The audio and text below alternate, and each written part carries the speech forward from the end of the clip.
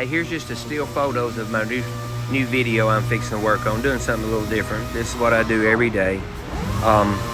This is not the only way to do it. This is just how I particularly did this one. It's a bedside they had back ordered, wasn't going to be here for weeks, and they wanted me to see if we could fix it. And so I gave it a shot. I think it got him out. I think it came out pretty good. We'll see when it's black.